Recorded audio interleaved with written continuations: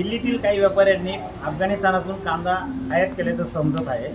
आधी निर्यात बंदीमुळे शेतकऱ्यांचं कोट्यवधी रुपयाचं नुकसान झालेलं असताना आणि देशांतर्गत शेतकऱ्यांकडे मोठ्या प्रमाणात कांद्याचा मुबलक साठा असताना परदेशातून कांदा आयात करणं हे शेतकऱ्यांचे विरोधी धोरण आहे। केंद्र सरकारने तत्काळ या कांद्याची आयात बंदी करावी अशा मागणीचं पत्र काल नाशिकच्या जिल्हाधिकाऱ्यांना कांदा संघटनेकडून देण्यात आलं आहे।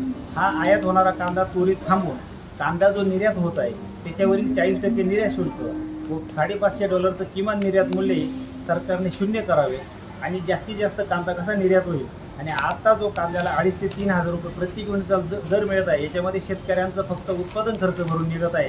तर यापेक्षा अधिक कांद्याचा दर भेटला पाहिजे म्हणून केंद्र सरकारने आयातीवर पूर्णपणे बंदी घालावी, निर्यातीवरचे सर्व शुल्क हटवावे अशी मागणी कांदा संघटनेकडून करण्यात येत आहे। आणि केंद्र सरकारने हे आयातीला तत्काळ बंदी घातली नाही आणि कांद्याचे जर आता दर पडले तर मात्र महाराष्ट्रातील कांदा उत्पादक शेतकऱ्यांचे एक लोकवर 800 रुपयाचे आंदोलन केले ही दखल केंद्र सरकारने घ्यायची आहे। आधी झालेल्या लोकसभा निवडणुकांमध्ये कांदा पट्ट्यातून सत्ताधाऱ्यांना मोठा या कांद्याच्या शेतकऱ्यांच्या संतापाची लाट त्यांना बघण्याला मिळाली आहे आणि त्यातून मोठ्या कांदा पट्ट्यातील लोकसभेच्या जागा गमाव्या लागल्या आहे।